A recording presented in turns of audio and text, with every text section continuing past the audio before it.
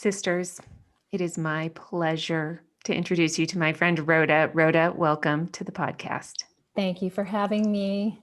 You are the Christmas queen, so it makes sense that we're going to have you on right before Christmas.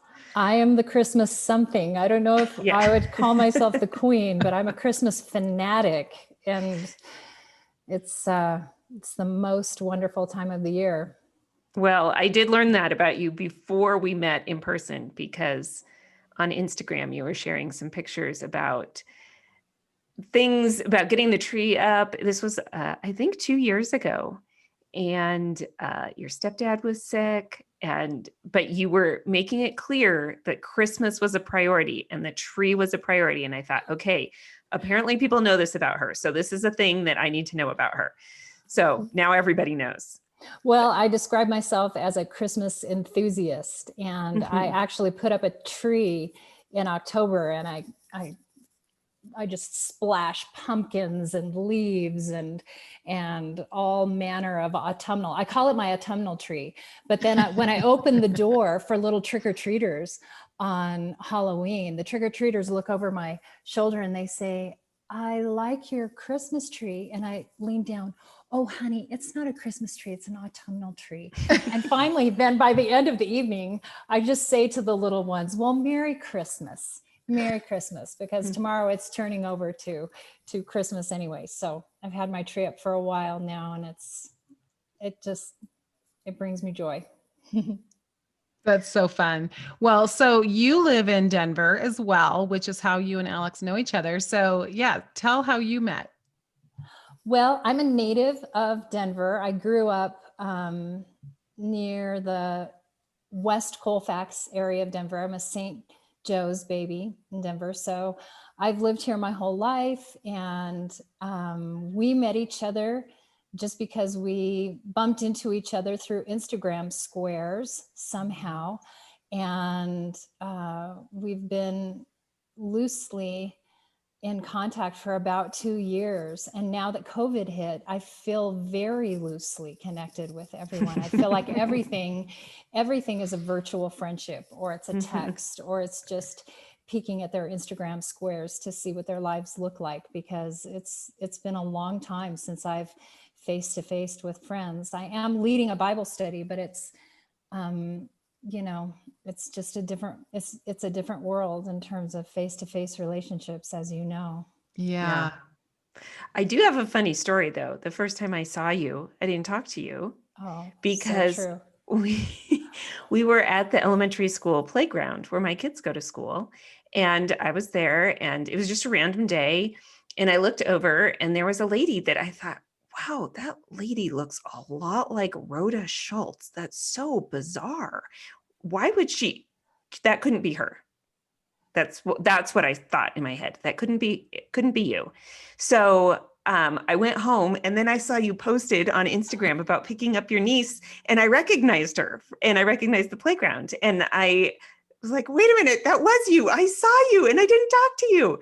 And that is just so funny. Small world. It was so funny. Instagram meets real life in the craziest way. And then we decided we had to meet in person. So right. It has been fun to get to know you a little bit, but I can't wait until we can see people again in real life. Me too. In a more robust way. I agree. Kind of sick of it. I'm kind of sick of it too. And here we are. It's right around the corner, ladies. We're going to keep on keeping on. We're going to keep on keeping on. You're right. Well, so Rhoda, we actually wanted to have you on because you are really good at making your mark.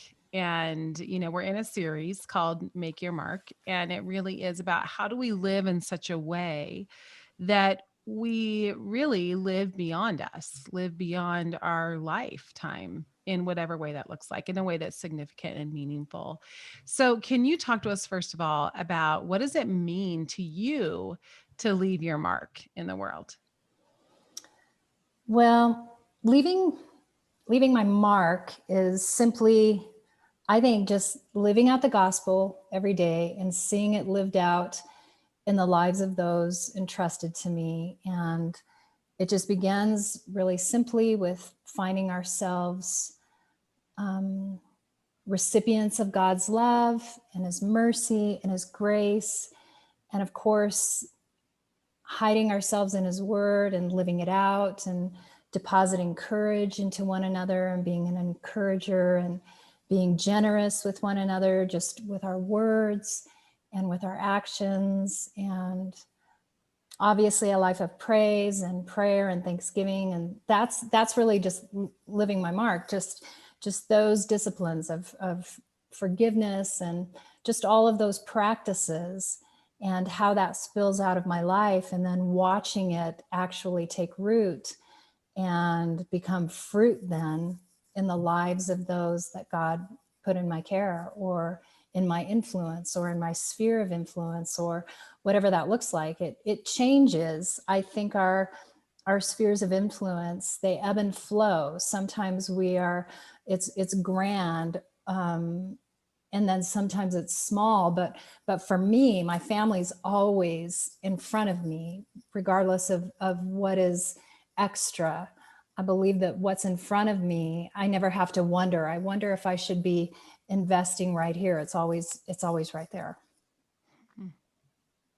I really like that you said that really it's focusing on those things such as forgiveness or, I just, it's spurring on thoughts for me. And I know you didn't say this specifically, but like patience or watching your words because you're spending time in scripture and you're thinking about how to be kind and respond with a blessing instead of an insult, just all those things. And then out of that is actually born how we live in relationships. And out of that is how we're making a mark, that Exactly. there's this pattern that we can really lean into, that as we follow God and his ways, then that actually leads to more life-giving relationships. And that actually leads to more legacy. And that there is, it's a chain, and we can follow the chain in that. So I really appreciated that. Thank you. It is. I mean, it's funny that you used the word legacy, because when I was a little girl, my mom was a working mom. So I was entrusted to the care of my grandparents. They were my daycare while my mom went to work every day. And that's where I saw the gospel lived out, was just simply just showing up every day in their kitchen. They were pastors of a church, but that's not where I saw the gospel lived out. I just saw it in our kitchen and in their relationship with one another. So their impact that's left on me, that is where that's where it was born from, is just a simple daily, like what you said, our words, our generosity, our encouraging one another, our hiding his word, and then not just keeping it there, but living it out daily. And oftentimes family is the main space where we experience the gospel, because it's just, we wake up every day and it's right there. Mm. Why don't you tell our listeners a little bit about your family, so they know kind of the context that you're speaking from? My family, my husband and I have been married for 34 years, and we have 5 adult children, ages 31 down to 21. And our oldest, Amanda, is married and has 2 children. And our son, Craig, he's our oldest son, he's married and has 2 children. Our son, Levi, has been married for 2 years. And so he's a newlywed. And our son, Zachary, just got married in the midst of COVID. I have no idea how we pulled off a wedding, but we pulled off a wedding in August.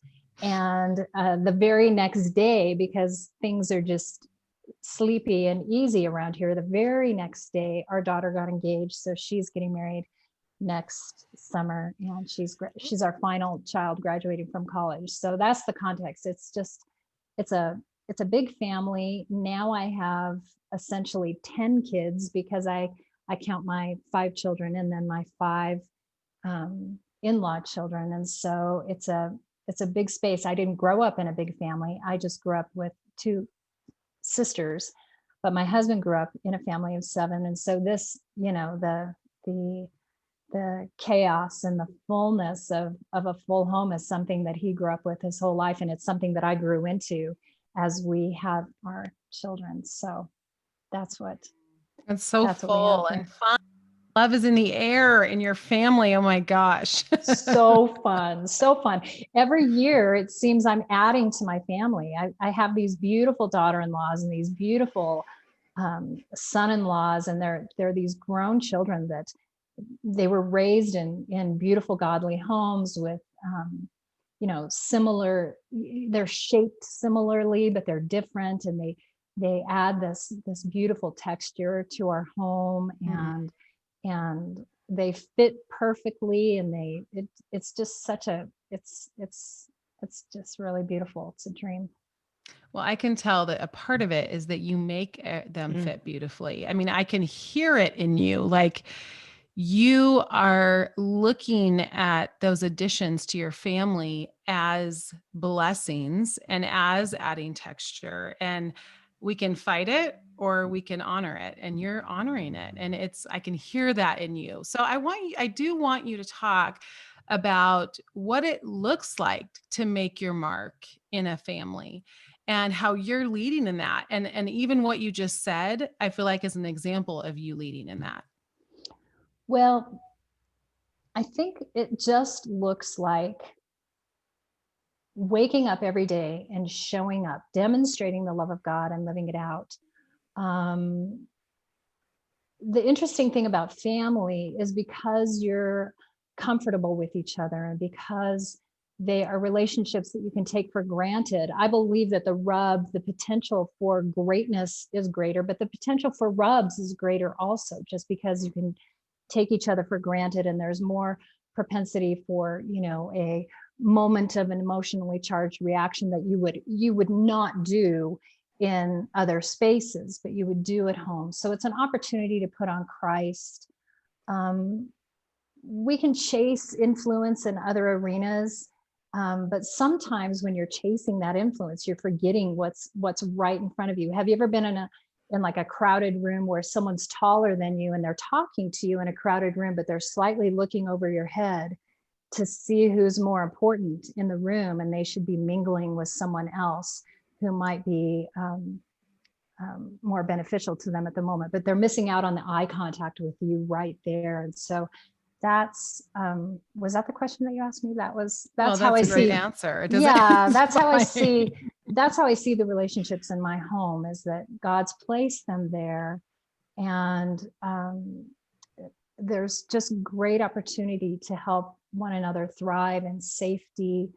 There's a chance to live out redemptive stories. We had a situation with our oldest son when he was a teenager, and he really experienced a storm of some sorts that took us all with him. It's very unique that some storms an individual can just live by themselves, but when you're in a family, oftentimes the storm affects everyone in the family. And so there was a chance to live out this redemptive story with all of our, arm in arm with all of our children. It was like we are all going through this storm together.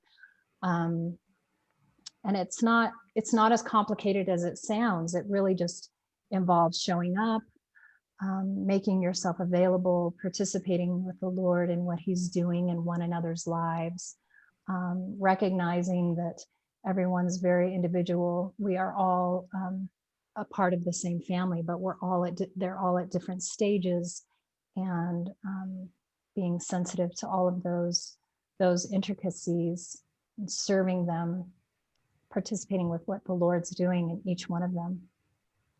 Can you talk about that a little more? About I think as we look at this idea, even of making your mark, and we're talking about family in particular today in that, and struggle.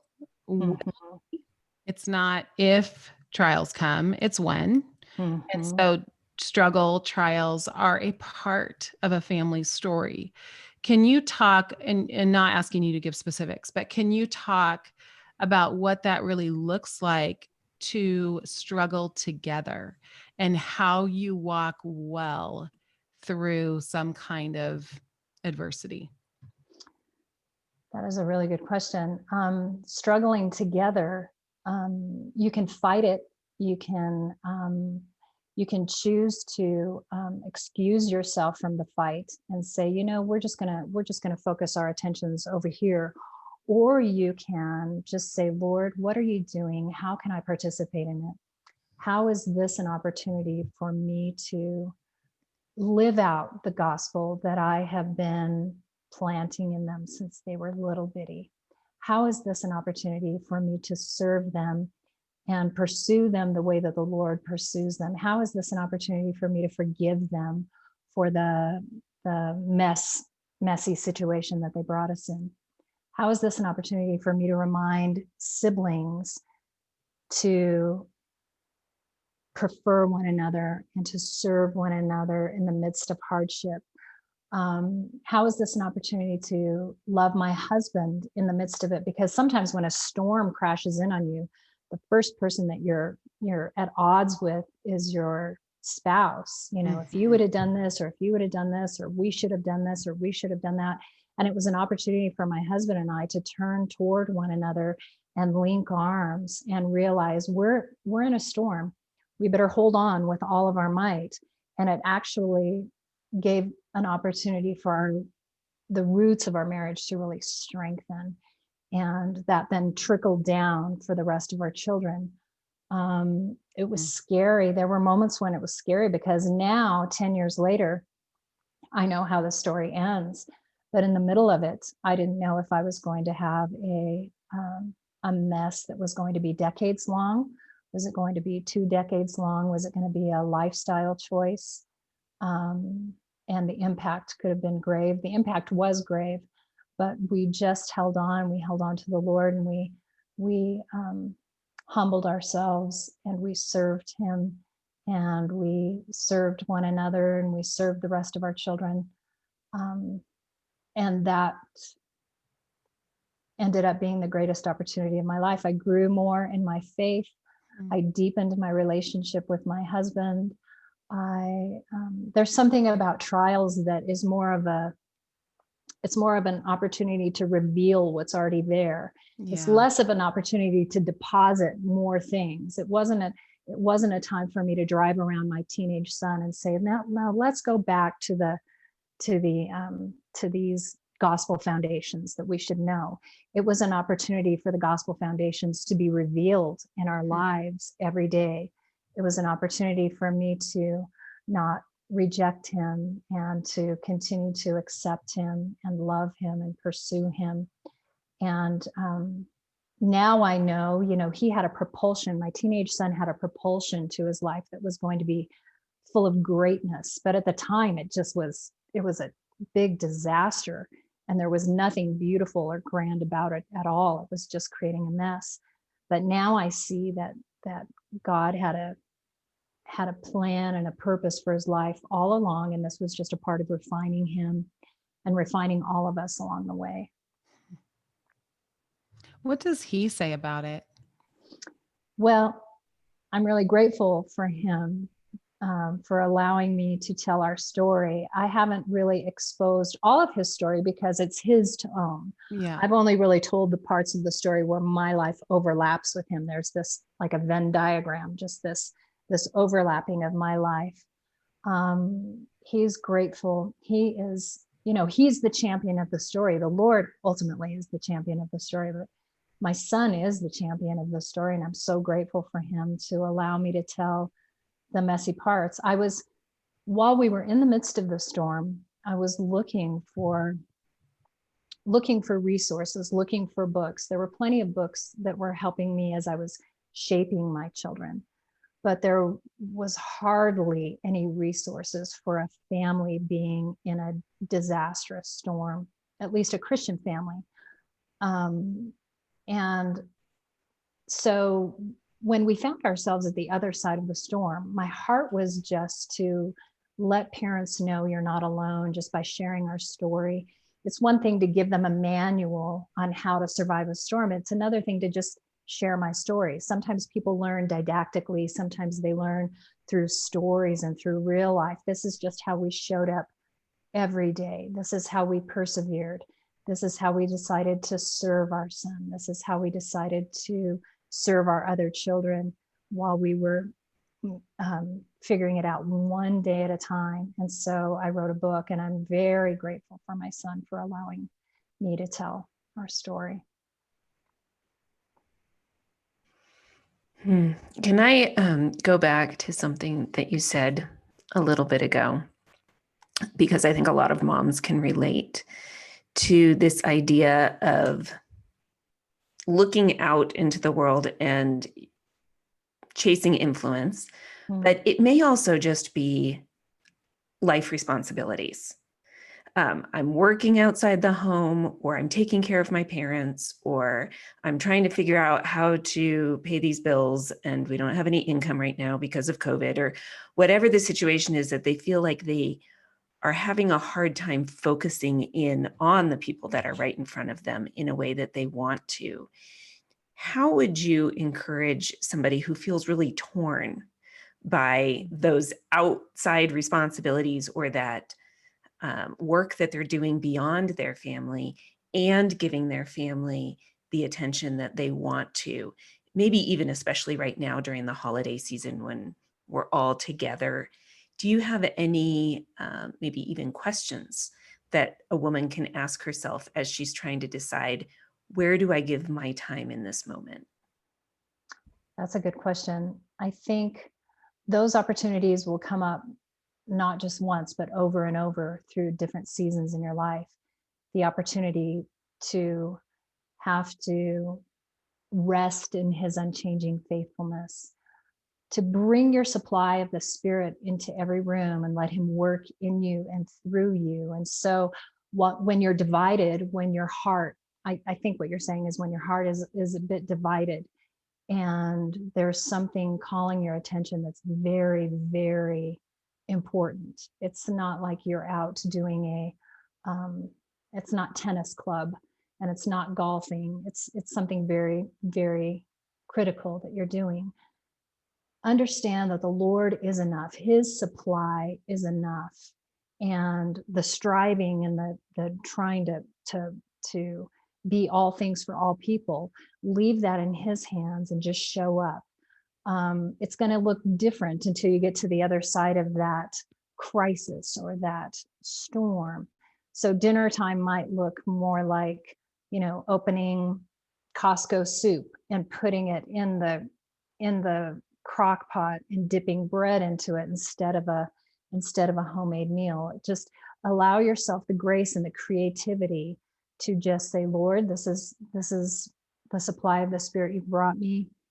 How do I help these children with homework tonight while my heart has been over here all day? There were times when I was at a courtroom with my son, and then I had to turn my attention and plan my daughter's wedding simultaneously.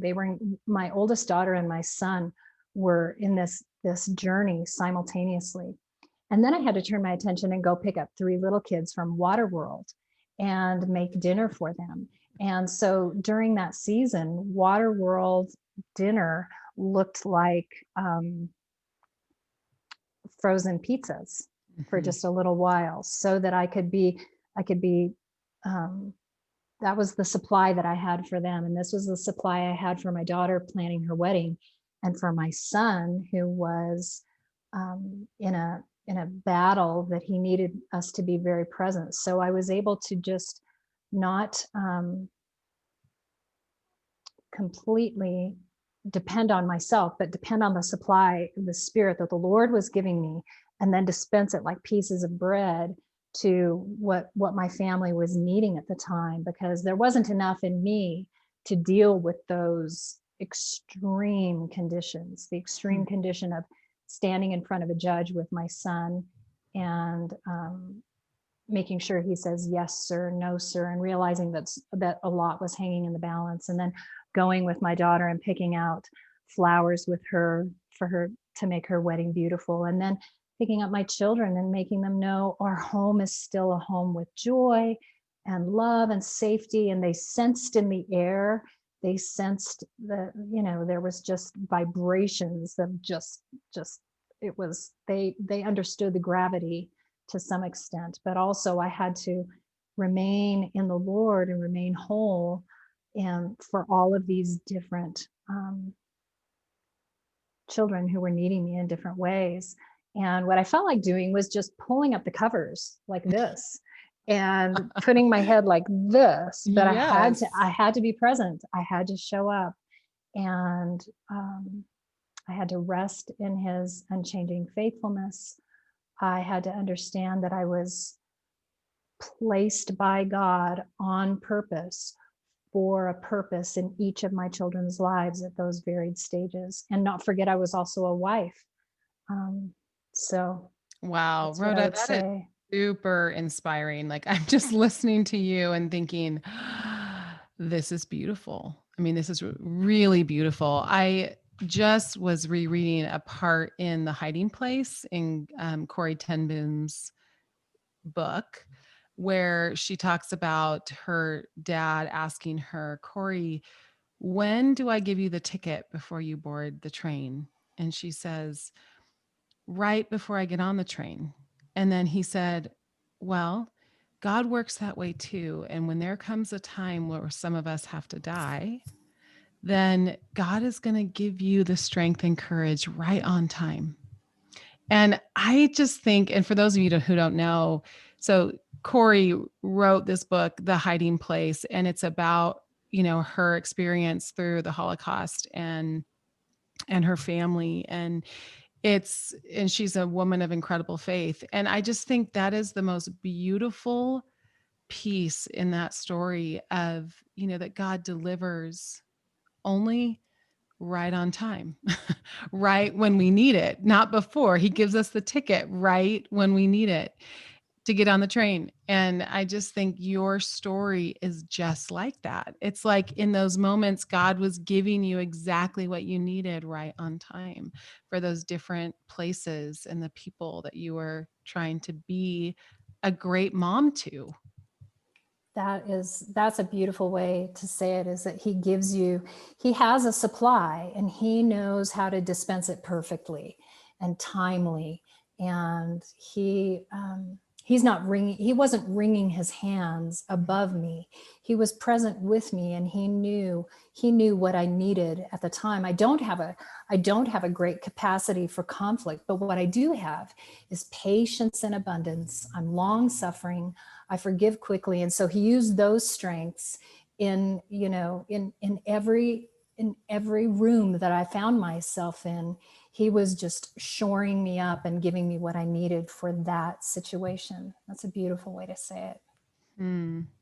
Well, what would you say are some practical things that we can do as we really, and I feel like you're already touching on it, but even you really are like the queen of Christmas, and you really do some practical things to create this sense of family and home. And can you just give us some handholds there as we're looking at leaving our mark in our families? What practically does that look like for you? That's a good question.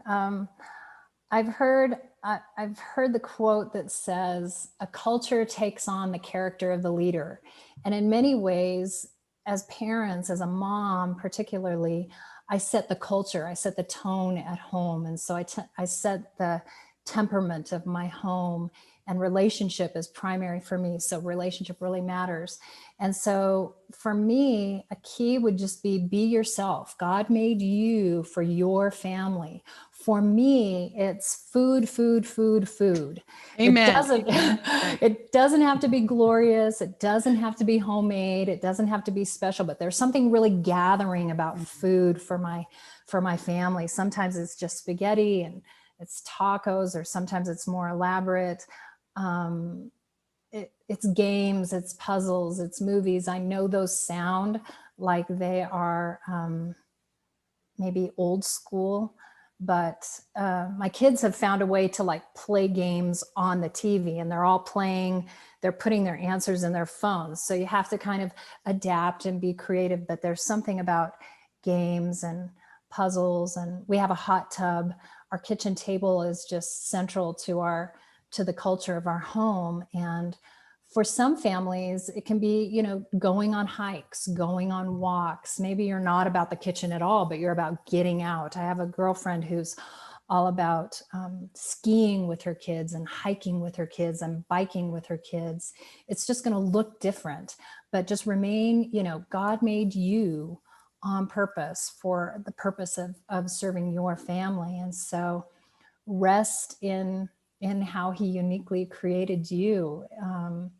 I have a dream someday that my family would all sit down and read the same book, and we would discuss the book, or we would watch the same sermon and we would discuss the sermon. But really, those things kind of happen naturally, just as we're sitting around the table. It doesn't have to be so. It can be, you know, someone would say, did you hear this sermon, or did you hear that sermon, and what did you guys think? Or they share ideas and books. And so it's for me, just setting a table gives space for lots of other things to be birthed.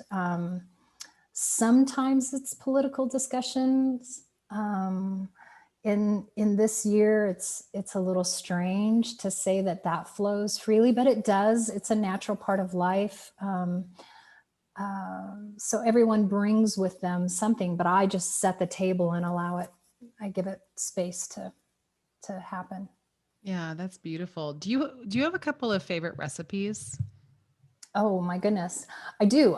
In my book that I wrote, Lost and Found: A Prodigal's Journey Home. Say the title again. Okay, it's called Lost and Found: A Prodigal's Journey Home. One of the things that was very, very important to me is making my son the same meal that his siblings were enjoying at home while he was in jail for a year. So I picked him up every day and I brought with him whatever it was that we ate. It was spaghetti pie, it was tacos, it was meatloaf, it was just chicken soup. And he sat there as I was driving him from work to college and college back to his work release. And it was just very important that he knew that he had the same identity, that he belonged to a family. It wasn't just I was going to pick up a burger for him on the way. It was a way of bringing our table to him. So in the back of my book, I have recipes because that was my way of loving him. There was just some opportunities to love him and show him his identity and our love for him. And food was one of the ways. And so I actually put some of those recipes in my book. But there was a cookbook in the mid 80s when I first got married, because when I first got married, there was no, Pinterest or Instagram. So we literally had our recipes, old school cookbooks, Yeah. or recipes from my mom and my grandma and my aunties passed down, and my small group. Craig and I were in a small group through church. That was I still make some of those taco salad recipes that I learned from the mamas in our small group. And so before Pinterest and recipes were widely available, I just really, I tried to gather recipes however I could. There was a Colorado Cash cookbook available in the mid 80s. And I still make some of those recipes out of that book because it was at the time where I was learning to cook. Other than my family recipes, I really didn't know anything, but those Colorado Cash recipes are still in my rotation. And I actually, at estate sales and garage sales, gobbled up 5 of them. I hope my daughters and daughter-in-laws don't hear this, but that's one of the things I'm giving them for Christmas this year, is each their own copy of Colorado Cash, because the Denver sheet cake, chocolate cake in there is what I make for birthdays, and the spaghetti pie is what I make for celebrations. And a lot of those recipes have just become part of my I have that So cookbook. It's a junior league cookbook, right? it's a junior league cookbook. I Exactly. mean, so you may not know this, but I'm a little bit of a junior league cookbook connoisseur. And Yes. I have Colorado Cash. So I'm Yes. just letting you know I'm right there in the conversation with you right now. Yes. So you know what I'm talking about. Yes. Those are my recipes. Oh, Yeah. I love it. I love Yeah. it so much. Yeah. Well, are there any last words that you would give to our listeners as they are looking at making a mark in their family? I would say be yourself. God placed you where you are. Keep living it out. If you're in conflict and there's relationships that are strained, keep blowing on the embers of those relationships. Keep pursuing, keep depositing, remain available. Don't take on offenses. Remain open-hearted. God is always at work. God is always at work. That's what I would say. Don't forget that He is always at work and He's able.